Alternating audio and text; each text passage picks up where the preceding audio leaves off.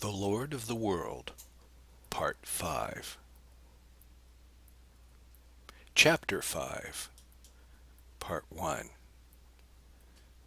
There was an exclamation, then silence, as a tall, beautiful girl with flushed face and shining gray eyes came forward and stopped, followed by a man whom Percy knew at once from his pictures. A little whimpering sounded from the bed, and the priest lifted his hand instinctively to silence it. "Why," said Mabel, and then stared at the man with the young face and the white hair. Oliver opened his lips and closed them again. He, too, had a strange excitement on his face. Then he spoke. "Who is this?" he asked deliberately. "Oliver," cried the girl, turning to him abruptly, "this is the priest I saw." "A priest?" said the other, and came forward a step. "Why, I thought—" Percy drew a breath to steady that maddening vibration in his throat. "Yes, I am a priest," he said. Again the whimpering broke out from the bed, and Percy, half turning again to silence it, saw the girl mechanically loosen the clasp of the thin dust cloak over her white dress. "You sent for him, mother?" snapped the man, with a tremble in his voice, and with a sudden jerk forward of his whole body. But the girl put out her hand. "Quietly, my dear," she said. "Now, sir, yes, I am a priest," Percy said again, strung up now to a desperate resistance of will, hardly knowing what he said. "And you come to my house?" exclaimed the man. He came a step nearer and half recoiled. "You swear you are a priest?" he said. "You have been here all evening?" "Since midnight." "And you are not—" He stopped again. Mabel stepped straight between them. "Oliver," she said, still with that air of suppressed excitement, "we must not have a scene here. The poor dear is too ill. Will you come downstairs, sir?" Percy took a step towards the door, and Oliver moved slightly aside. Then the priest stopped, turned, and lifted his hand. "God bless you," he said simply, to the muttering figure in the bed. Then he went out and waited outside the door. He could hear a low talking within, then a compassionate murmur from the girl's voice.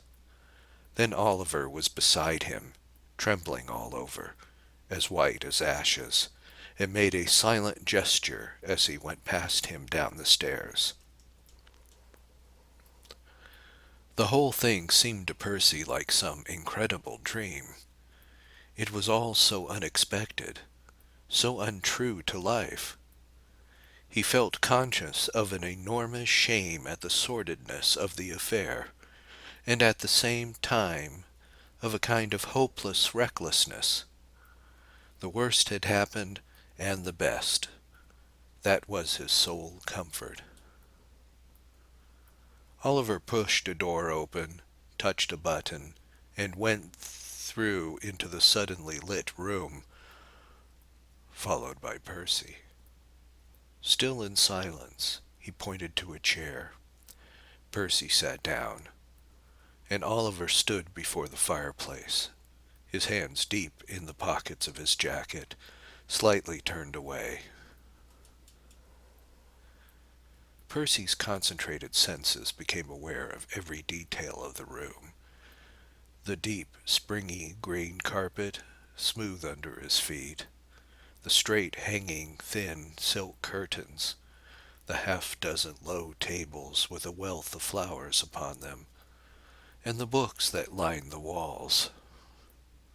The whole room was heavy with the scent of roses, although the windows were wide and the night breeze stirred the curtains continually. It was a woman's room, he told himself. Then he looked at the man's figure, lithe, tense, upright, the dark gray suit not unlike his own, the beautiful curve of the jaw, the clear pale complexion, the thin nose, the protruding curve of idealism over the eyes, and the dark hair. It was a poet's face, he told himself, and the whole personality was a living and vivid one. Then he turned a little and rose as the door opened, and Mabel came in, closing it behind her. She came straight across to her husband and put a hand on his shoulder. "Sit down, my dear," she said. "We must talk a little. Please sit down, sir." The three sat down, Percy on one side and the husband and wife in straight-backed settle opposite. The girl began again. "This must be arranged at once," she said. "But we must have no tragedy. Oliver, do you understand? You must not make a scene. Leave this to me." She spoke with a curious gaiety, and Percy, to his astonishment, saw that she was quite sincere. There was not the hint of cynicism. "Oliver, my dear," she said again, "don't mouth like that. It is perfectly right. I am going to manage this." Percy saw a venomous look directed at him by the man. The girl saw it too, moving her strong, humorous eyes from one to the other. She put her hand on his knee. "Oliver, attend. Don't look at this gentleman so bitterly. He has done no harm." "No harm," whispered the other. "No, no harm in the world. What does it matter that the poor dear upstairs thinks? Now, sir, would you mind telling us why you came here?" Percy drew another breath. He had not expected this line. "I came here to receive Mrs. Brand back into the church," he said. "And you have done so?" "I have done so." "Would you mind telling us your name? It makes it so much more convenient." Percy hesitated. Then he determined to meet her on her own ground. "Certainly. My name is Franklin." "Father Franklin?" asked the girl, with just the faintest tinge of mocking emphasis on the first word. "Yes, Father Percy Franklin, from the Archbishop's house, Westminster," said the priest steadily. "Well then, Father Percy Franklin, can you tell us why you came here? I mean, who sent for you?" "Mrs. Brand sent for me." "Yes, but by what means?" "That I must not say." "Oh, very good. May we know what good comes of being received into the church?" "By being received into the church, the soul is reconciled to God." "Oh, Oliver, be quiet." "And how do you do it, Father Franklin?" Percy stood up abruptly. "This is no good, madam. What is the use of these questions?" The girl looked at him in open-eyed astonishment, still with her hand on her husband's knee. "The use, Father Franklin? Why, we want to know. There is no church law against your telling us, is there?" Percy hesitated again. He did not understand in the least what she was after. Then he saw that he would give them an advantage if he lost his head at all, so he sat down again. "Certainly not. I will tell you if you wish to know. I heard Mrs. Brand's confession and gave her absolution." "Oh, yes. And that does it, then? And what next?" "She ought to receive Holy Communion and anointing if she is in danger of death." Oliver twitched suddenly. "Christ," he said softly. "Oliver," cried the girl entreatingly. Please leave this to me. It is much better so. And then, I suppose, Father Franklin, you want to give those other things to my mother, too. They are not absolutely necessary, said the priest, feeling, he did not know why, that he was somehow playing a losing game. Oh, they are not necessary? But would you like to? I shall do so if possible, but I have done what is necessary. It required all his will to keep quiet. He was as a man who had armed himself in steel, only to find that his enemy was in the form of a subtle vapor. He simply had not an idea what to do next.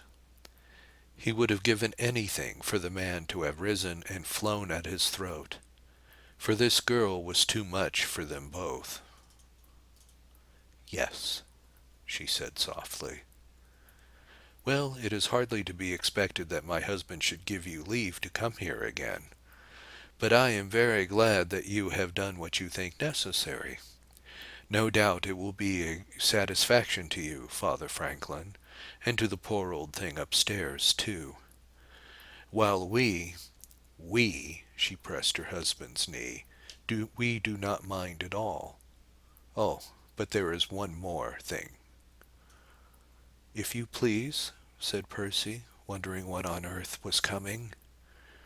You Christians, forgive me if I say anything rude, but, you know, you Christians have a reputation for counting heads and making the most of converts.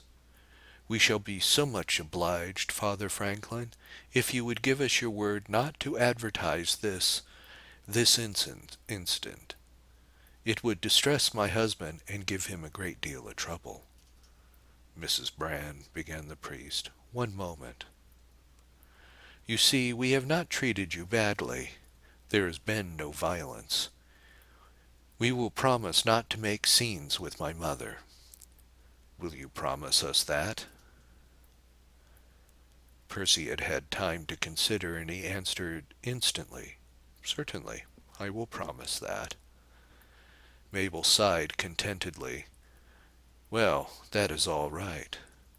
We are so much obliged, and I think we may say this, that perhaps after consideration my husband may see his way to letting you come here again to do communion, and the other thing.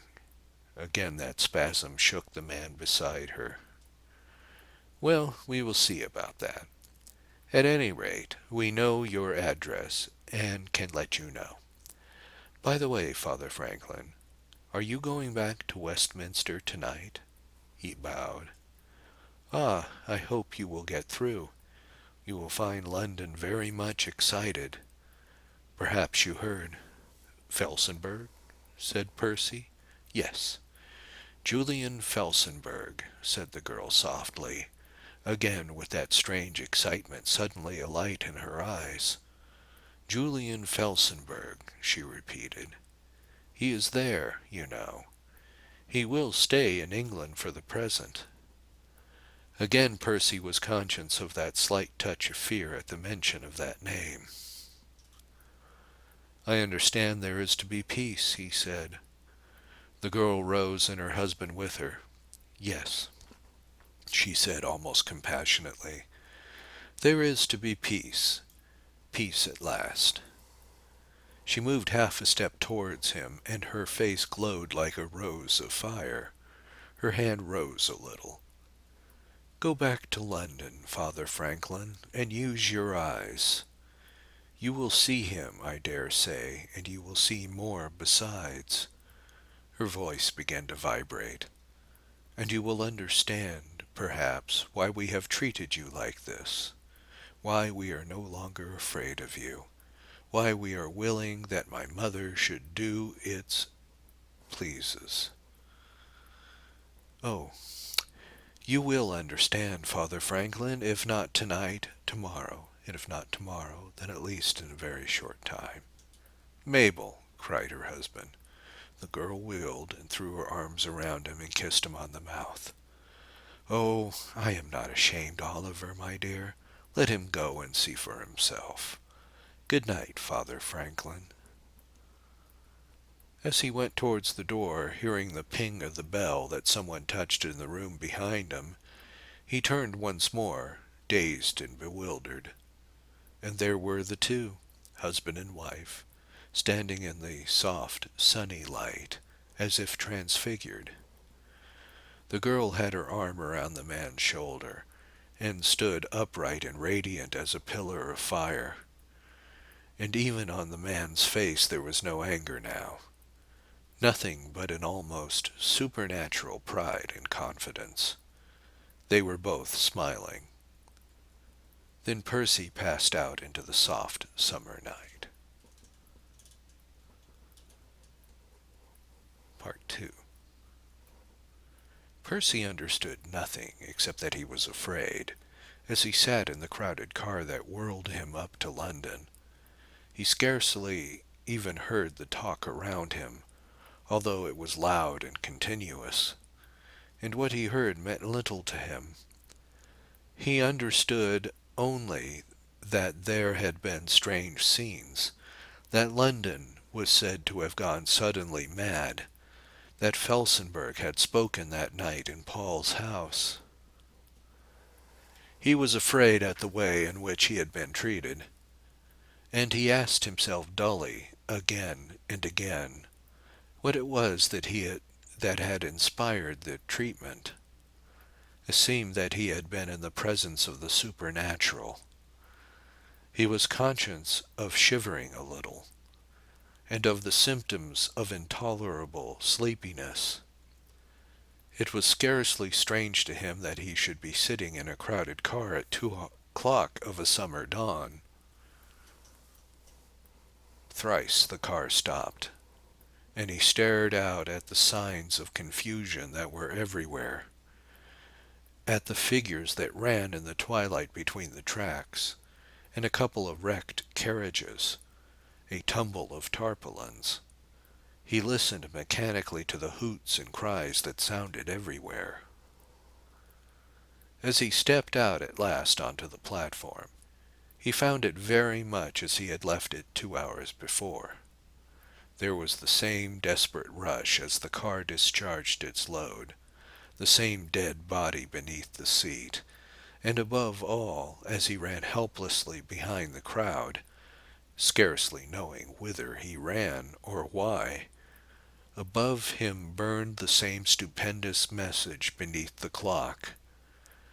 Then he found himself in the lift, and a minute later he was out on the steps behind the station.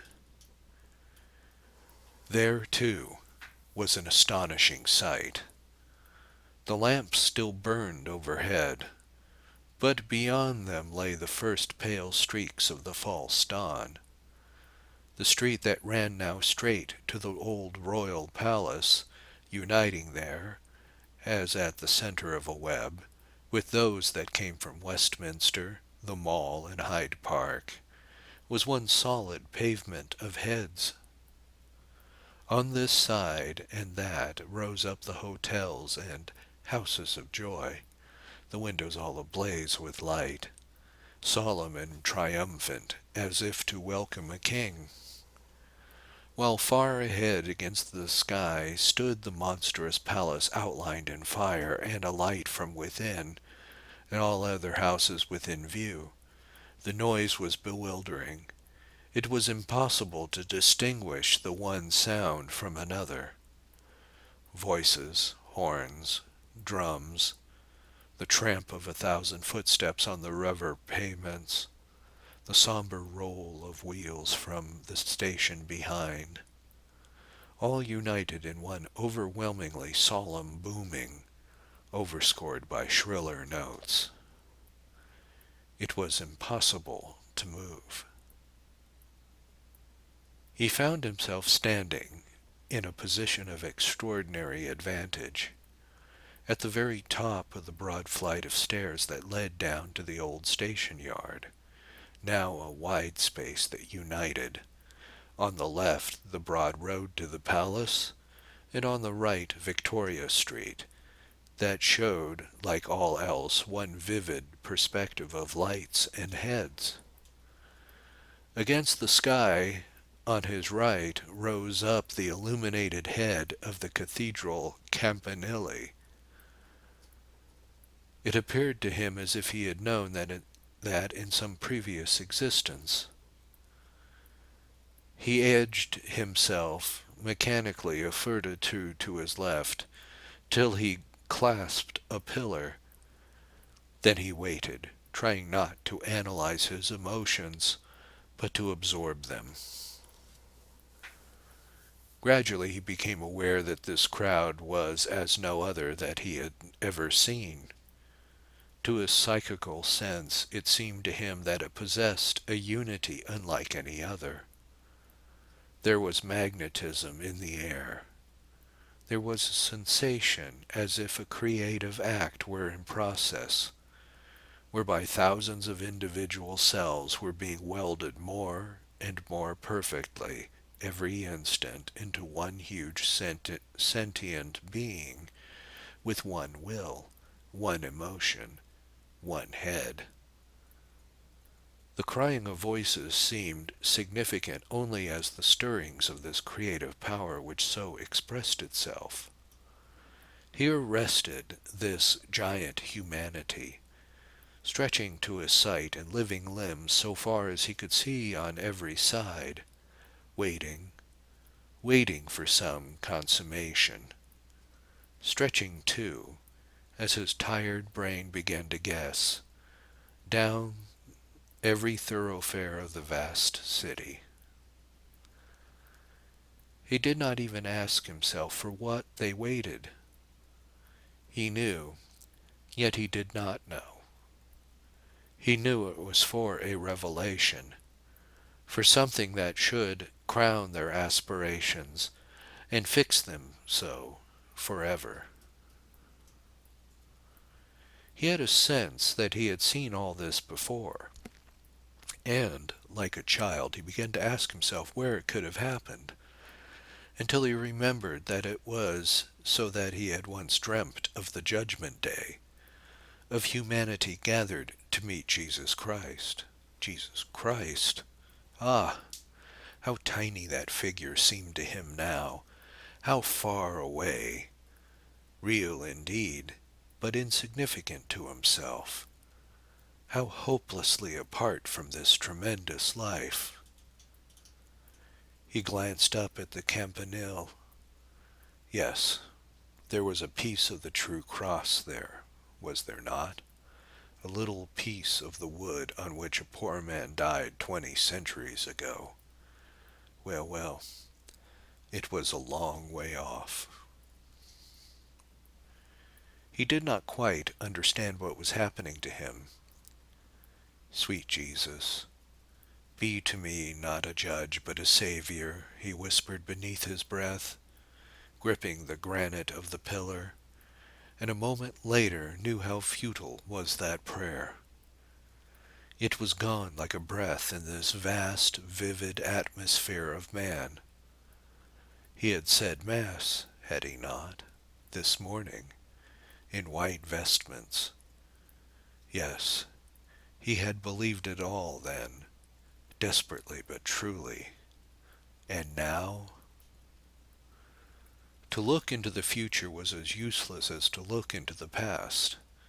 There was no future and no past.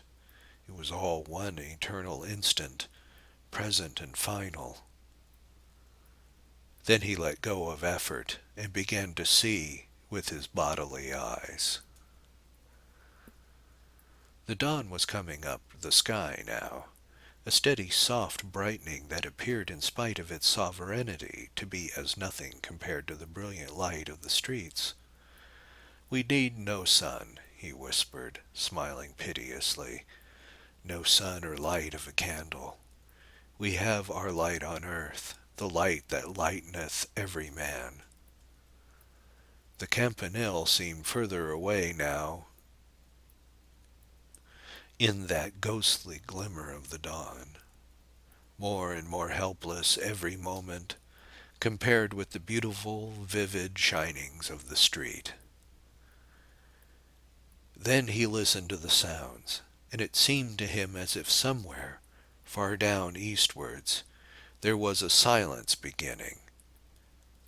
He jerked his head impatiently, as a man behind him began to talk rapidly and confusedly. Why would he not be silent, and let silence be heard? The man stopped presently, and out of the distance there swelled up a roar, as soft as the roar of a summer tide.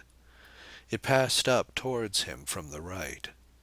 It was about him, dinning in his ears.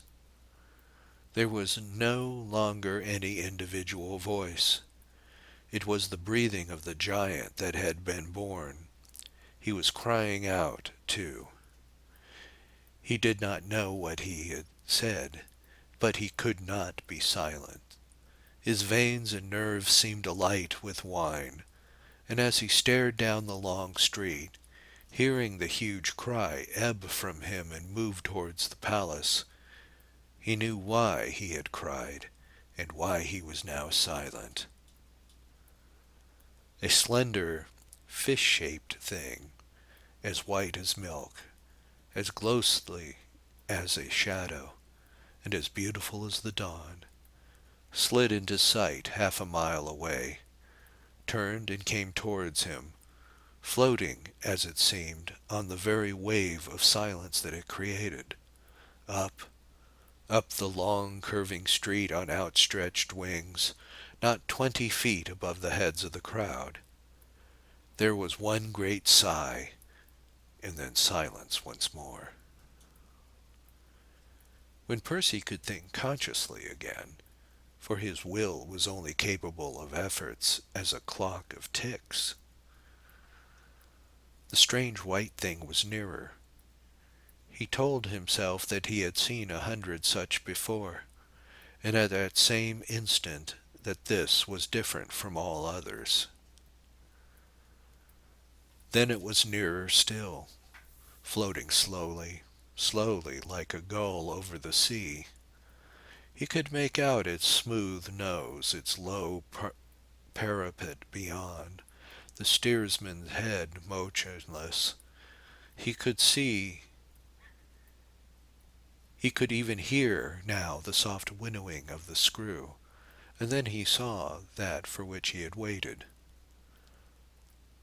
High on the central deck there stood a chair, draped, too, in white, with some insignia visible above its back, and in the chair sat the figure of a man, motionless and lonely. He made no sign as he came. His dark dress showed vividly against the whiteness. His head was raised, and he turned it gently now and again from side to side. It came nearer still, in the profound silence. The head turned, and for an instant the face was plainly visible in the soft, radiant light. It was a pale face, strongly marked, as of a young man, with arched black eyebrows, thin lips, and white hair. Then the face turned once more, the steersman shifted his head, and the beautiful shape, wheeling a little, passed the corner, and moved up towards the palace. There was an hysterical yelp somewhere, a cry, and again the tempestuous groan broke out.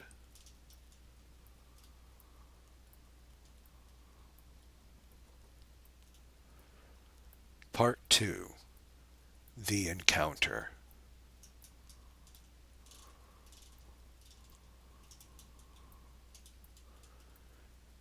Chapter 1.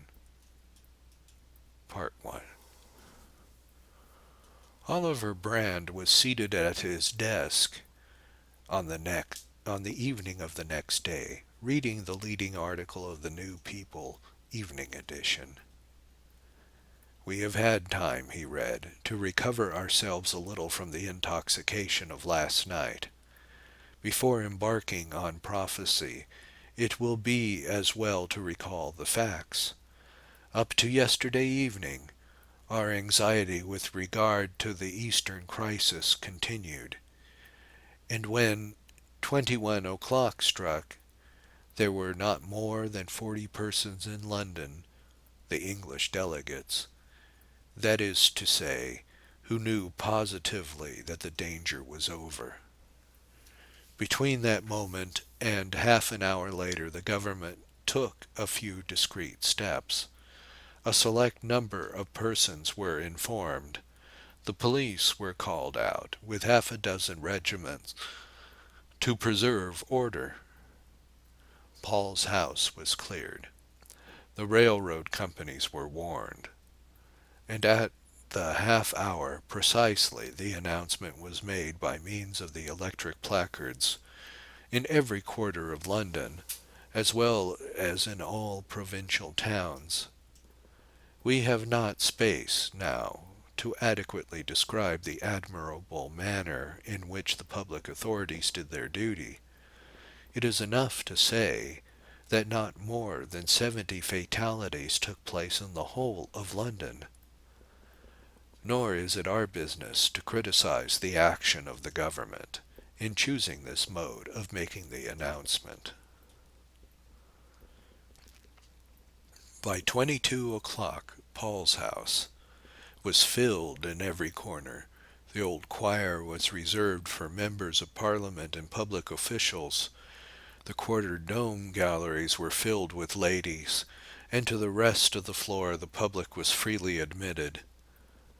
The velour police also inform us now that for about the distance of 1 mile in every direction round this centre every thoroughfare was blocked with pedestrians, and 2 hours later, as we all know, practically all the main streets of the whole of London were in the same condition.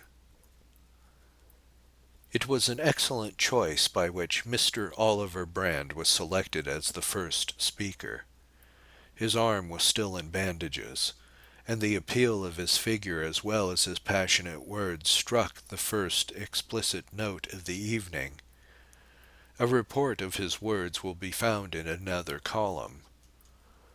In their turns, the Prime Minister, Mr. Snowford, the First Minister of the Admiralty, the Secretary for Eastern Affairs, and Lord Pemberton, all spoke a few words, corroborating the extraordinary news. At 23:15, the noise of the cheering outside announced the arrival of the American delegates from Paris, and one by one these ascended the platform by the south gates of the old choir. Each spoke in turn. It is impossible to appreciate words spoken at such a moment as this, but perhaps it is not invidious to name Mr. Markham as the orator who above all others appealed to those who were privileged to hear him. It was he, too, who told us explicitly what others had merely mentioned, to the effect that the success of the American efforts was entirely due to Mr. Julian Felsenburgh. As yet, Mr. Felsenburgh had not arrived, but in answer to a roar of inquiry, Mr. Markham announced that this gentleman would be amongst them in a few minutes. He then proceeded to describe to us, as far as was possible in a few sentences, the methods by which Mr. Felsenburgh had accomplished what is probably the most astonishing task known to history. It seems from his words that Mr. Felsenburgh, whose biography, so far as it is known, we give in another column, is probably the greatest orator that the world has ever known. We use these words deliberately. All languages seem the same to him. He delivered speeches during the 8 months through which the Eastern Convention lasted, in no less than 15 tongues. Of his manner in speaking we shall have a few remarks to make presently. He showed also Mr. Markham told us, the most astonishing knowledge, not only of human nature, but of every trait under which that divine thing manifests itself. He appeared acquainted with the history, the prejudices, the fears, the hopes, the expectations of all the numerable sects and castes of the East to whom it was his business to speak. In fact, as Mr. Markham said, he is probably the first perfect product of that new cosmopolitan creation to which the world has labored throughout its history. In no less than 9 places, Damascus, Irkutsk, Constantinople, Calcutta, Benares, Nanking among them, he was hailed as Messiah by a Mohammedan mob. Finally, in America, where this extraordinary figure had arisen, all speak well of him. He has been guilty of none of those crimes. There is not one that convicts him of sin.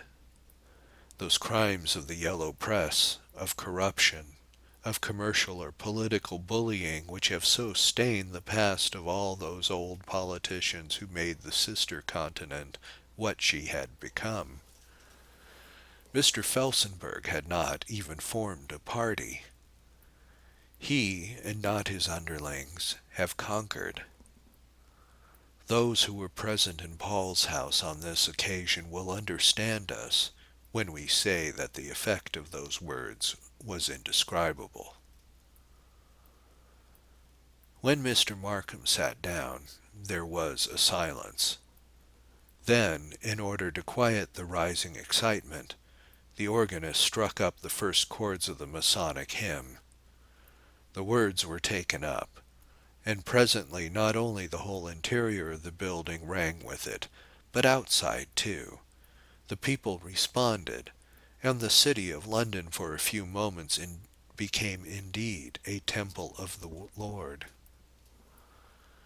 Now indeed we come to the most difficult part of our task, and it is better to confess at once that anything resembling journalistic descriptiveness must be resolutely laid aside. The greatest things are the best told in the simplest words. Towards the close of the 4th verse, a figure in a plain dark suit was observed ascending the steps of the platform. For a moment this attracted no attention, but when it was seen that a sudden movement had broke out among the delegates, the singing began to falter, and it ceased altogether as the figure, after a slight inclination to the left and right, passed up the further steps that led to the rostrum.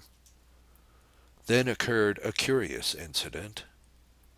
The organist aloft at first did not seem to understand and continued playing, but a sound broke out from the crowd resembling a kind of groan, and instantly he ceased.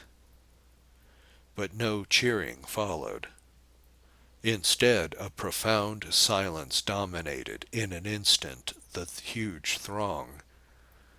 This, by some strange magnetism, communicated itself to those without the building.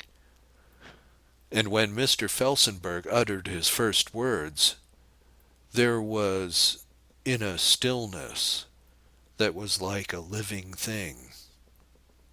We leave the explanation of this phenomenon to the expert in psychology.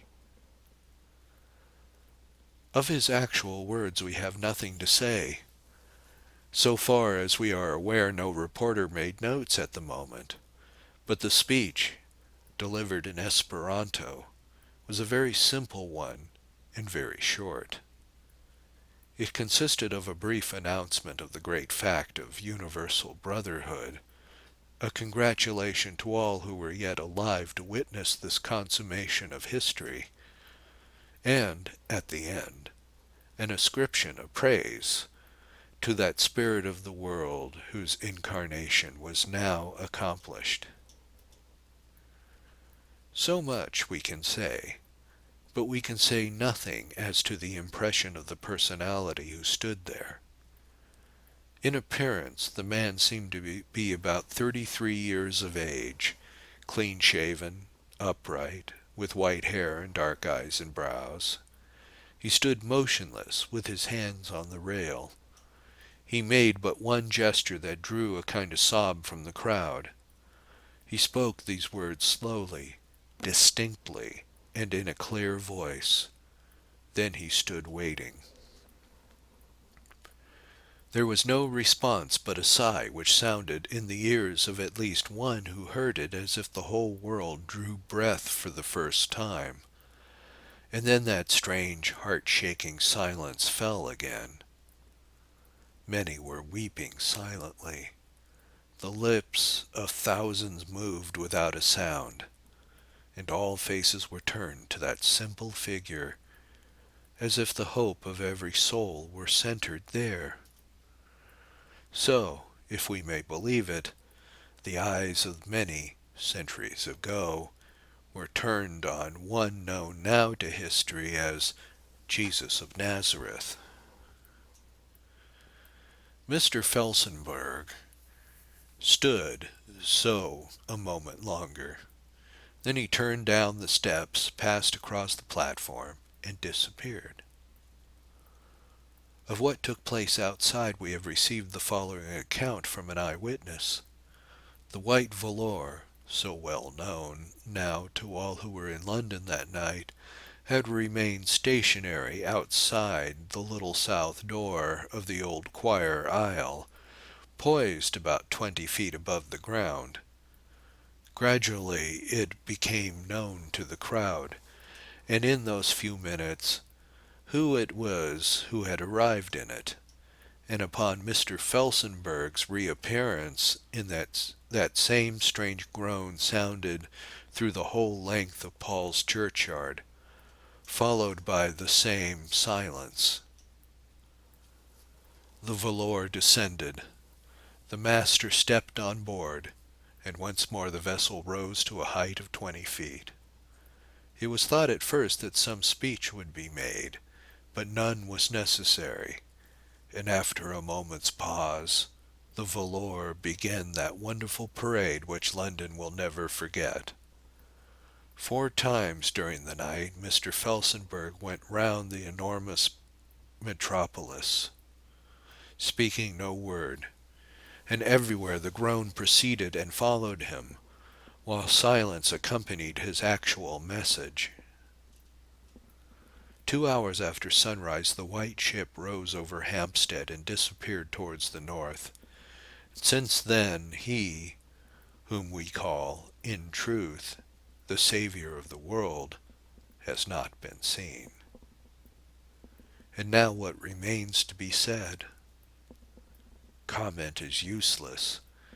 It is enough to say that one short sentence that the new era had begun, to which prophets and kings and the suffering, the dying, all who labor and are heavy laden, have aspired in vain. Not only has intercontinental rivalry ceased to exist, but the strife of home dissensions had ceased also. Of him who had been in the herald of its inauguration, we have nothing more to say.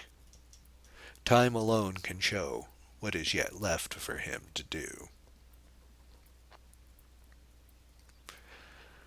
But what was left done is as follows. The Eastern peril has been forever dissipated. It is understood now by fanatic barbarians as well as by civilized nations that the reign of war is ended. Not peace, but a sword, said Christ, and bitterly true have those words proved to be. Not a sword, but peace, is the retort, articulate at last, from those who have renounced Christ's claims or had never accepted them. The principle of love and union learned, however, falteringly in the West during the last century, has been taken up in the East as well. There shall be no more an appeal to arms, but to justice, no longer a crying after a God who hides himself, but to man who has learned his own divinity. The supernatural is dead. Rather, we know now that it never yet has been alive. What remains is to work out this new lesson, to bring every action, word, and thought to the bar of love and justice. And this will be, no doubt, the task of years. Every code must be reversed, every barrier thrown down. Party must unite with party, country with country, and continent with continent. There is no longer the fear of fear, the dread of the hereafter, or the paralysis of strife. Man has grown long enough in the travails of birth. His blood has been poured out like water through his own foolishness. But at length he understands himself and is at peace. Let it be seen, at least, that England is not behind the nations in this work of reformation. Let no national isolation, pride of race, or drunkenness of wealth hold her hands back from this enormous work. The responsibility is incalculable, but the victory certain. Let us go softly, humbled by the knowledge of our crimes in the past, confident in the hope of our achievements in the future, towards that reward which is in sight at last, the reward hidden so long by the selfishness of men, the darkness of religion, and the strife of tongues, the reward promised by one who knew what he had said and denied what he asserted. Blessed are the meek, the peacemakers, the merciful, for they shall inherit the earth, be named children of God, and find mercy. Oliver, white to the lips, with his wife kneeling now beside him, turned the page and read one more short paragraph, marked as being the latest news. It is understood that the government is in communication with Mr. Felsenburgh.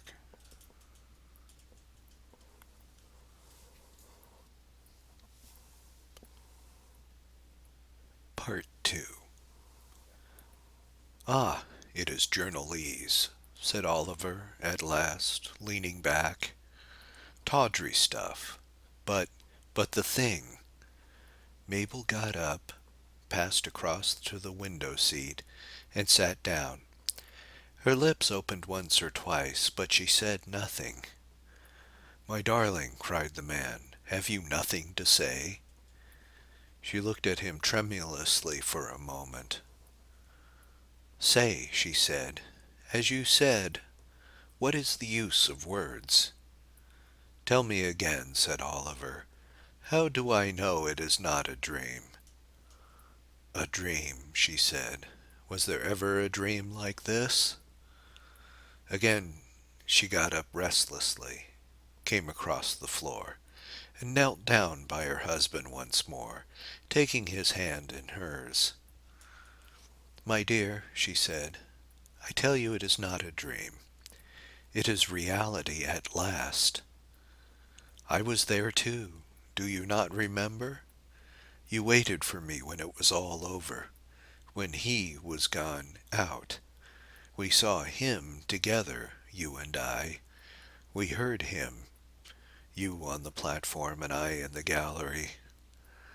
We saw him again pass up as the embankment, as we stood in the crowd. Then we came home and found the priest." Her face was transfigured as she spoke. It was as one who have seen a divine vision. She spoke very quietly, without excitement or hysteria. Oliver stared at her a moment. Then he bent forward and kissed her gently. Yes, my darling, it is true. But I want to hear it again and again. Tell me what you saw. I saw the Son of Man, she said. Oh, there is no other phrase. The Savior of the world, as the paper says. I knew him in my heart as soon as I saw him, as we all did, as soon as he stood there holding the rail. It was like a glory round his head. I understand it all now. It was he for whom we have waited so long, and he has come, bringing peace and goodwill in his hands. When he spoke, I knew it again. His voice was as the sound of the sea, as simple as that, as lamentable, as strong as that. Did you not hear it? Oliver bowed his head. I can trust him for all the rest, went on the girl softly. I do not know where he is, nor when he will come back, nor what he will do. I suppose there is a great deal for him to do before he is fully known. Laws, reforms. That will be your business, my dear, and the rest of us shall wait and love and be content. Oliver again lifted his face and looked at her. Mabel, my dear. Oh, I knew it even last night, she said, but I did not know that I knew it until I woke today and remembered. I dreamed of him all night. Oliver, where is he? He shook his head. Yes, I know where he is, but I am under oath. She nodded quickly and stood up. Yes, I should not have asked that. Well, we are content to wait. There was a silence or two. Oliver broke it. My dear, what do you mean when you say that he is not yet known? I mean just that. The rest only know what he has done, but not what he is. But that, too, will come in time. And meanwhile? Meanwhile you must work. The rest will come by and by. Oh, Oliver, be strong and faithful. She kissed him quickly and went out. Oliver sat on without moving, staring, as his habit was, out at the wide view beyond his windows. This time yesterday he was leaving Paris, knowing the fact indeed, for the delegates had arrived an hour before, but ignorant of the man. Now he knew the man as well. At least he had seen him, heard him, and stood enchanted under the glow of his personality. He could explain it to himself no more than could anyone else, unless, perhaps, it were Mabel. The others had been as he had been, awed and overcome, yet at the same time kindled in the very depths of their souls.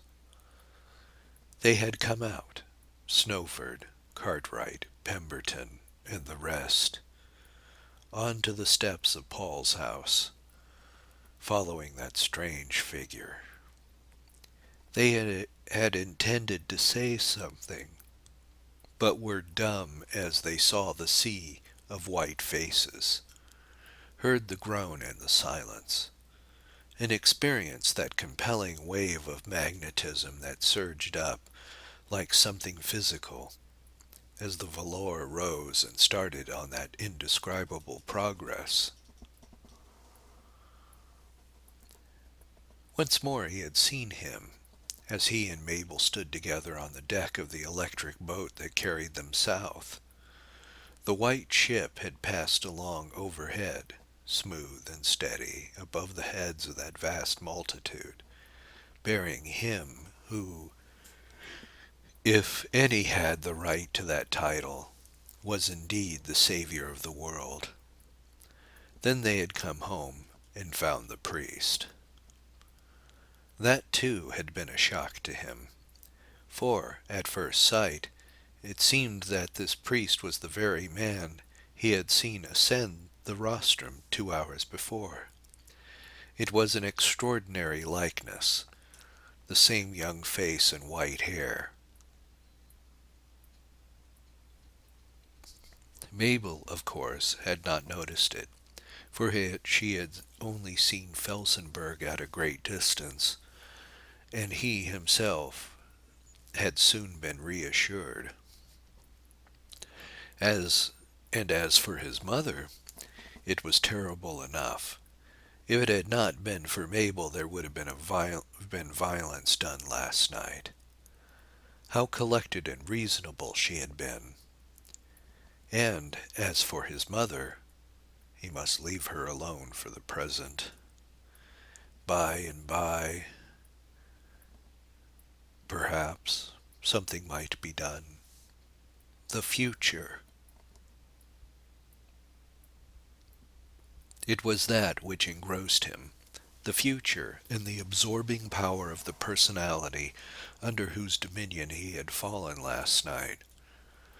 All else seemed insignificant now, even his mother's defection, her illness, all paled before this new dawn of an unknown sun. And in an hour he would know more. He was summoned to Westminster to a meeting of the whole House. Their proposals to Felsenburgh were to be formulated. It was intended to offer him a great position.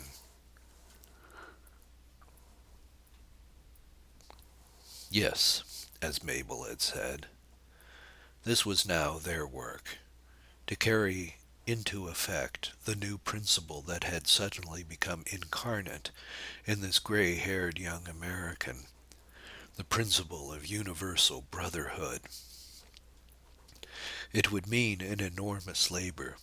All foreign relations would have to be readjusted. Trade, policy, methods of government, all demanded restatement. Europe was already organized internally on a basis of mutual protection. That basis was now gone. There was no more any protection, because there was no more any menace. Enormous labor, too, awaited the government in other directions. A blue book must be prepared, containing a complete report of the proceedings in the East, together with the text of the treaty which had been laid before them in Paris, signed by the Eastern Emperor, the feudal kings, the Turkish Republic, and countersigned by the American plenipotentiaries. Finally, even home politics required reform. The friction of old strife between center and extremes must cease forthwith. There must be but one party now, and that at the prophet's disposal. He grew bewildered as he regarded the prospect, and saw how the whole plane of the world was shifted, how the entire foundation of Western life required readjustment. It was a revolution indeed, a cataclysm more stupendous than even the invasion itself. But it was the conversion of darkness into light, and chaos into order. He drew a deep breath, and so sat pondering.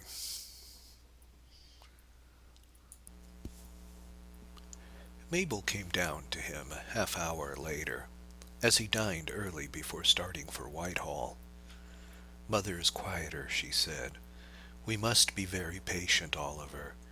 Have you decided yet as to whether the priest is to come back again?"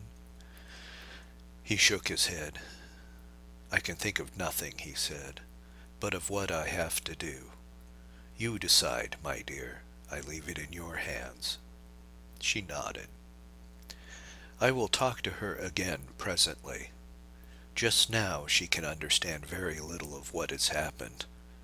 What time shall you be home?" Probably not tonight. We shall sit all night. Yes, dear. And what shall I tell Mr. Phillips? I will telephone in the morning. Mabel, do you remember what I told you about the priest? His likeness to the other? Yes. What do you make of that? She smiled. I make nothing of it. Why should they not be alike? He took a fig from the dish and swallowed it, and stood up. It's only very curious, he said. Now, good night, my dear. Part 3. Oh, mother, said Mabel, kneeling by the bed, cannot you understand what has happened? She had tried desperately to tell the old lady of the extraordinary change that had taken place in the world, and without success. It seemed to her that some great issue depended on it, that it would be piteous if the old woman went out into the dark conscious unconscious of what had come. It was as if a Christian knelt by the deathbed of a Jew on the first Easter Monday. But the old lady lay in her bed, terrified but obdurate. Mother, said the girl, let me tell you again. You do not understand that all which Jesus Christ promised has come true, though in another way. The reign of God has really begun, but we know now who God is. You said just now you wanted the forgiveness of sins. Well, you have that. We all have it, because there is no such thing as sin. There is only crime, and then communion. You used to believe that that made you a partaker of God. Well, we are all partakers of God, because we are human beings. Don't you see that Christianity is only one way of saying all that? I dare say it was the only way for a time, but that is all over now. Oh, how much better this is. It is true, true. You can see it to be true. She paused a moment, forcing herself to look at that piteous old face, the flushed, wrinkled cheeks, the writhing, knotted hands on the coverlet. Look how Christianity has failed, how it has divided people. Think of all the cruelties, the Inquisition, the religious wars, the separations between husband and wife and parents and children, the disobedience to the state, the treasons. Oh, you cannot believe that these were right. What kind of a God would that be? And then hell. How could you ever believed in that? Oh, Mother, don't believe anything so frightful. Don't you understand that that God has gone, that he never existed at all, and that it was all a hideous nightmare, and that now we all know at last what the truth is? Mother, think of what happened last night, how he came, the man of whom you were so frightened. I told you what he was like, so quiet and strong, and how everyone was silent, of the extraordinary atmosphere, and how 6 millions of people saw him. And think what he has done, how he has healed all the old wounds, how the whole world is at peace at last, and of what is going to happen. Oh, Mother, give up these horrible old lies. Give them up. Be brave. The priest, moaned the old woman at last. Oh, no, no, no, not the priest. He can do nothing. He knows it's all lies, too. The priest, moaned the other again. He can tell you. He knows the answer.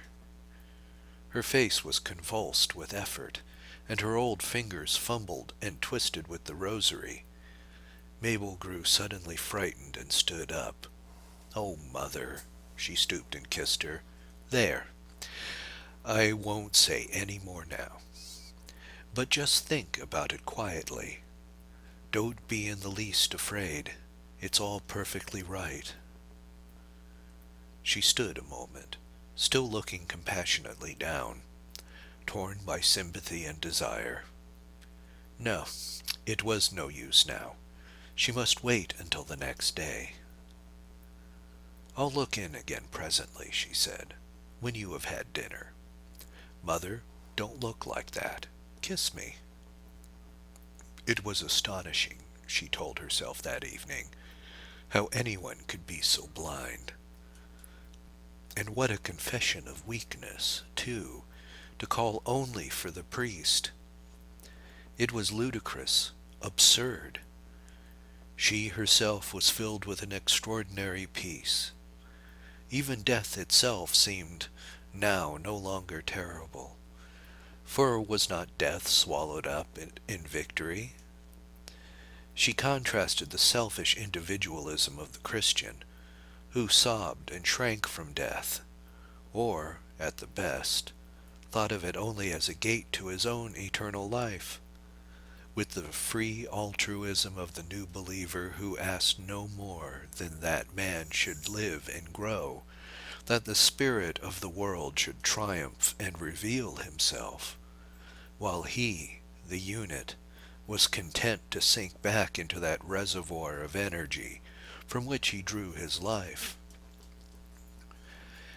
At this moment she would have suffered anything, faced death cheerfully. She contemplated even the old woman upstairs with piety, for it was not piteous that death should not bring her to herself in reality. She was in a quiet whirl of intoxication. It was as if the heavy veil of sense had rolled back at last and shown a sweet, eternal landscape behind. A shadowless land of peace where the lion lay down with the lamb, and the leopard with the kid. There should be war no more. That bloody spectre was dead, and with him the brood of evil that lived in his shadow. Superstition, conflict, terror, and unreality. The idols were smashed, and the rats had run out. Jehovah was fallen. The wild-eyed dreamer of Galilee was in his grave. The reign of priests was ended, and in their place stood a strange, quiet figure of indomitable power and unruffled tenderness. He whom she had seen, the Son of Man, the Savior of the world, as she had called him just now. He who bore these titles was no longer a monstrous figure, half God and half man, claiming both natures and possessing neither, one who had tempted without temptation, and who conquered without merit, as his followers said. Here was one instead whom she could follow, a God indeed, and a man as well, a God because human, and a man because so divine. She said no more that night. She looked into the bedroom for a few minutes and saw the old woman asleep. Her old hand lay out on the coverlet, and still between the fingers had twisted that silly string of beads. Mabel went softly across in the shaded light and tried to detach it, but the wrinkled figures writhed and closed, and a murmur came from half-open lips. Ah, how piteous it was, thought the girl. How hopeless that a soul should flow out into such darkness, unwilling to make the supreme, generous surrender, and lay down its life because life itself demanded it. Then she went to her own room.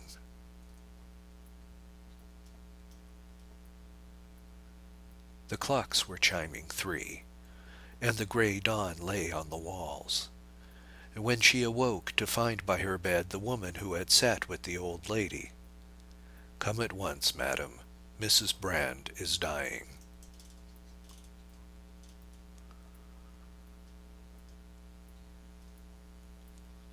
4. Oliver was with them by 6 o'clock. He came straight up into his mother's room to find that all was over. The room was full of the morning light and clean air, and a bubble of bird music poured in from the lawn. But his wife knelt by the bed, still holding the wrinkled hands of the old woman, her face buried in her arms. The face of his mother was quieter than he had ever seen it. The lines showed only like the faintest shadows on an alabaster mask. Her lips were set in a smile. He looked for a moment, waiting until the spasm that caught his throat had died again. Then he put his hand on his wife's shoulder. "When?" he said. Mabel lifted her face. "Oh, Oliver," she murmured. "It was an hour ago. Look at this." She released the dead hands and showed the rosary still twisted there. It had snapped in the last struggle, and a brown bead lay beneath the fingers. "I did what I could," sobbed Mabel. "I was not hard with her, but she would not listen. She kept on crying out for the priest as long as she could speak." "My dear," began the man. Then he, too, went down on his knees by his wife, leaned forward and kissed the rosary, while tears blinded him. "Yes, yes," he said. "Leave her in peace. I would not move it for the world. It was her toy, was it not?" The girl stared at him, astonished. "We can be generous, too," he said. "We have all the world at last. And she has lost nothing. It was too late. I did what I could." "Yes, my darling, and you were right. But she was too old. She could not understand." He paused. "Euthanasia?" he whispered, with something very like tenderness. She nodded. "Yes," she said, just as the last agony began. "She resisted, but I knew you would wish it." They talked together for an hour in the garden before Oliver went to his room, and he began to tell her presently of all that had passed. "He has refused," he said. "We offered to create an office for him. He was to have been called consultor, but he refused it 2 hours ago. But he has promised to be at our service. No, I must not tell you where he is. He will return to America soon, we think. But he will not leave us. We have drawn up a program, and it is to be sent to him presently." Yes, we were unanimous. "And the program?" "It concerns the franchise, the poor laws, and trade. I can tell you no more than that. It was he who suggested the points, but we are not sure if we understand him yet. But, my dear, yes, it is quite extraordinary. I have never seen such things. There was practically no argument. Do the people understand? I think so. We shall have to guard against a reaction. They say that the Catholics will be in danger. There is an article this morning in the Era. The proofs were sent to us for sanction. It suggests that means must be taken to protect the Catholics." Mabel smiled. "It is a strange irony," he said, "but they have a right to exist. As far as they have a right to share in the government is another matter. That will come before us, I think, in a week or two. Tell me more about him." "There is really nothing to tell. We know nothing except that he is the supreme force in the world. France is in a ferment, and had offered him dictatorship. That, too, he has refused. Germany has made the same proposal as ourselves. Italy, the same as France, with the title of perpetual tribune. America has done nothing yet, and Spain is divided. And the East? The emperor thanked him, no more than that. Mabel drew a long breath and stood looking out across the heat haze that was beginning to rise from the town beneath. These were matters so vast that she could not take them in. But to her imagination Europe lay like a busy hive, moving to and fro in the sunshine. She saw the blue distance of France, the towns of Germany, the Alps, and beyond them the Pyrenees and sun-baked Spain. And all were intent on the same business, to capture, if they could, this astonishing figure that had risen over the world. Sober England, too, was alight with zeal. Each country desired nothing better than that this man should rule over them, and he had refused them all. He had refused them all, she repeated breathlessly. Yes, all. We think he may be waiting to hear from America. He still holds office there, you know. How old is he? Not more than 32 or 33. He has been in office a few months. Before that he lived alone in Vermont. Then he stood for the Senate.